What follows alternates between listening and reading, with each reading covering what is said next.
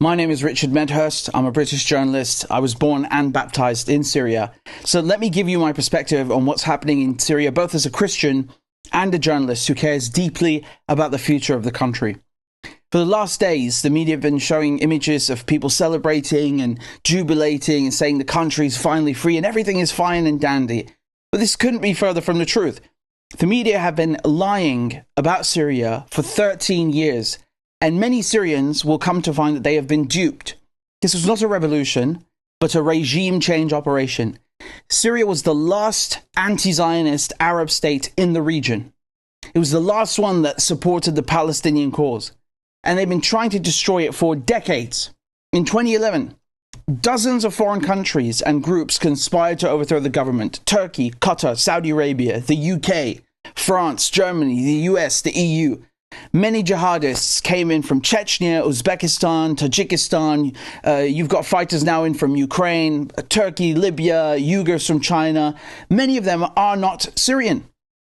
The CIA spent over $1 billion trying to overthrow the president. So that's their most expensive operation in history, right? They brought all those weapons in from Libya after they did another regime change operation there.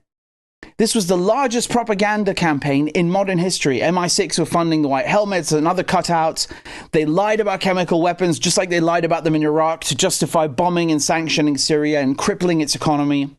Syria is not only occupied by Israel, but by 2 NATO armies, by Turkey, by the United States. And all these rebels got their training and their gear from those actors. You've got a photo of Jolani, who's just casually standing there, watching Damascus as it's being bombed by Israel, doing nothing. And what is he wearing? He's wearing a t-shirt, a shirt from Emerson Gear. So that's either Israel or Turkey that gave it to him. And Turkey was giving these terrorists safe haven in Idlib for years. Syria cannot be removed from the geopolitical context of the Levant. You can't talk about Syria like it's some remote island where things happen in a vacuum. Syria was the piece that connected Iran and Iraq to Lebanon and Palestine. The timing of this offensive in the last few days wasn't a coincidence. It happened right after there was a ceasefire in Lebanon. So as they destroyed Gaza, as they destroyed Lebanon, the Israelis then moved on to destroy Syria. And Turkey, which again is a co-conspirator in all this, is admitting, Erdogan is admitting that he is behind the offensive. He said it on camera. Tabii İdlib, Hama ve Humus, hedef tabii Şam. Erdogan is supporting Israel. He is NATO. He's Muslim Brotherhood. So when you have Erdogan admitting this and then Netanyahu doing a victory lap on Syrian soil on the occupied Golan Heights, I mean, what am I supposed to say? המשטר הזה נפל, זוהי תוצאה ישירה של המכות שהנחתנו על איראן ועל חיזבאללה. The day that Syria fell, Palestine also fell. These jihadists are an extension of NATO, okay? They've got NATO training, NATO weapons. And have you noticed that they never attack Israel, ever? Erdogan and Al-Qaeda, all they do is talk about the Ummah, and yet they won't lift a finger for Palestine? These jihadists are in Damascus, under the Israeli bombs, and they still won't fire a shot at Israel. They won't even talk about the bombings. These rebels have conspired to leave Syria defenseless. Instead of fighting Israel, they're busy changing flags and eating ice cream and giving speeches. That's how much they care about Syria. And make no mistake, because these are extremists, Hayat Tahrir al-Sham is a rebrand of Jabhat al-Nusra, which is a rebrand of Al-Qaeda. Jolani, who now they're trying to portray as some kind of statesman and a moderate, was the head of Al-Qaeda's branch in Syria. He was a deputy of al-Baghdadi in ISIS. The US even put a $10 million bounty on this guy's head. He is a head chopper. He is a terrorist. You think Al-Qaeda is going to give Syrians freedom of speech and protect minorities and make people equal? They're already carrying out public executions, beatings. This is vigilantism. And they said they'd give Syrian soldiers amnesty and then lied about it. And they filmed their own executions. How is Al-Qaeda being in charge of Syria better than the previous regime? The people cheering this on are mental. You've taken away a bad car and then given people a bicycle instead and called it a set of wheels. I mean, this is a downgrade, to put it mildly, in every way. Syria was secular. Syria was safe for all religions and ethnic groups. Syria, remember, is a Christian country first. Christianity was born in Syria. Syria is just as much Christian as it is Muslim. But now Christians and other minorities are under threat. The first photo that they post of this new cabinet and this new prime minister, this is a state institution, right? They've got an Islamic extremist flag right next to the Syrian flag, the new Syrian flag. What kind of message is that supposed to send to Syrian Christians who make up 10% of the population and other minorities? It tells them, basically, screw you. You're excluded. That's what it means. And we see the extremism on the streets. We see the ISIS trucks driving through Christian neighborhoods in downtown Damascus, firing Kalashnikovs into the air and terrorizing people. A Christian journalist who was stopped in a Christian neighborhood and questioned about her religion. أجبرني أن أقول هذا الشيء. قال طلع فيه إنه أنت مسيحية علوية سنية مو سنية لا إنه شيعية درزية. I mean, this is unheard of in Syria. You've got priests that are hiding their crosses when they take photos with these new leaders. And then we're supposed to look at that and believe that this is inclusive. This climate of fear did not exist a week ago, all right? Syria is going backwards. Syria was self-sufficient in oil, gas, wheat, cotton, grain. Syria had no foreign debt. Its central bank, its monetary policy were independent. They were not controlled by the West. Syria had free healthcare, free education, social welfare programs, social safety nets, improved literacy rate, improved infrastructure. I saw all of that with my own eyes. And now what is happening? It has regressed. But as soon as this new regime in Damascus announced that Syria will be a free market economy, meaning come in, bring your foreign direct investment so you can control our monetary policy and our politics, what happens? The United States removes Hayat Tahrir al-Sham, meaning Al-Qaeda, from the terrorist list. Isn't that amazing? The West and Israel have been dying to move on Syria's gas, and that's exactly what they're going to do, just like they're going to steal Gaza's and Lebanon's gas, so they can replace the Iranian and Russian gas, which they sanctioned. In 1 or 2 years, Syrians will be begging for the old days, just like Iraqis and Libyans do right now, when they remember what their countries were turned into by NATO. And look at the level of whitewashing, right? Do you hear any of the Western media talking about persecution of minorities and how Christians are being treated? Instead, they're rehabilitating this disgusting head chopper, Jolani. They're glorifying Al-Qaeda in the media, but I'm the one who gets arrested for terrorism, right? I'm the one who's under investigation, even though they're breaking the law.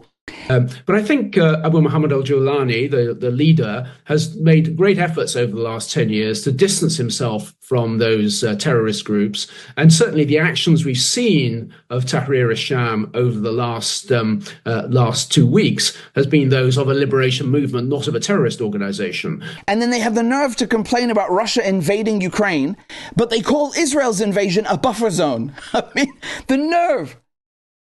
Don't forget that Israel has a Greater Israel project. You've got IDF troops who openly carry patches of Greater Israel on their uniforms. Smotrich, the finance minister, said on video just a few weeks ago that he wants Greater Israel to extend to Damascus, to swallow up the Syrian capital. כתוב בחז"ל שעתידה ישראל, עתידה ירושלים להתרחב עד דמשק. רק ירושלים, עד דמשק. Bezalel Smotrich a une vision maximaliste de la terre promise. Elle inclut les territoires palestiniens, mais aussi des territoires en Jordanie, en Syrie, au Liban, en Irak, en Égypte ou encore en Arabie. And many who are pro-Palestine are still too dumb to understand that there is an Israeli agenda in Syria. And don't forget, Erdogan had control of Idlib and was harboring all these terrorist groups that he sent on the offensive. Turkey attacked Syria from the north. Turkey's now moving its own troops into Aleppo. And Israel attacked Syria from the south, while the Americans are in the east occupying the oil. And what did Israel do? Israel took control of Mount Hermon, of Jabal al-Sheikh. This is the most strategic place inside of Syria. It's the highest peak. It overlooks Israeli troop positions. And they took it without a fight. They've taken an area of land now in the last 48 hours that's several times the size of Gaza. They have destroyed Syria's military infrastructure, missiles, tanks, planes, ships, you name it, research laboratories. This is Israel's largest air offensive in history. Over 400 airstrikes. Not a word from these so-called rebels who claim to be representing the interests of Syrians. Israeli troops are 19 kilometers from Damascus. And the irony is the Israelis pretend that, oh, they don't want the weapons to fall into the hands of jihadists. You're the ones who gave the jihadists weapons in the first place. Netanyahu was in hospital, in an IDF hospital, shaking the hands of these so-called moderate rebels who are Al-Qaeda and doing photo ops with them. They were giving them medical assistance. They were giving them weapons. They were doing everything in their power, acting as an air force for them in order to help them overthrow and topple the government in Syria. And now we've got reports of scientists also being killed and hunted down in Syria, which is exactly what Israel did in Iran. They are crippling Syria's defenses for generations. And any government that is formed now is already going to be neutered, impotent, and illegitimate, and will have no sovereignty. How can you form a government? How can you defend the country when you allowed the enemy to destroy all of the military assets? This is treason. It's frankly treason. And the United States said they'll call the Golan Heights, the occupied Golan Heights, Israeli, as long as Assad is in power. As long as Assad is in power in Syria, as long as Iran is present in Syria, militia groups backed by Iran, the Assad regime itself, all of these pose a significant security threat to Israel, and as a practical matter, the control of the Golan in that situation, I think, remains of real importance to Israel's security. Well, guess what? Bashar al-Assad is gone, and yet they haven't changed their position. Joe Biden has kept Donald Trump's position of stealing land from Syria. The United States put Caesar Act sanctions on Syria. Bashar al-Assad is gone. Have they lifted the sanctions? No, the sanctions are still there. Is the U.S. Still controlling the wheat? Is it still controlling Syria's oil fields? Yes, it is. Donald Trump admitted it. Joe Biden kept them there, and now Bashar al-Assad is gone, and they still won't move their troops. They're still right there stealing our resources. Isn't it amazing? So in conclusion, Turkey's stealing more land. Turkey is going to attack the Kurds and persecute them, and now has them surrounded. Israel is stealing more land. Israel's destroyed Syria's military and Syria's central role in the Palestinian cause. Al-Jolani and his Al-Qaeda scum are going to sit on the throne, and US corporations and banks will take over Syria's economy, hollow it out, steal its resources, and block the new Silk Road's access to the Mediterranean Sea so they can cripple China and the global south. This has been their plan all along. The same people that are committing a genocide in Gaza have taken over Syria under the banner of a fake revolution. And those who call themselves pro-Palestinian, many of them are too blind to see that by celebrating what is happening in Syria, they're siding with Netanyahu.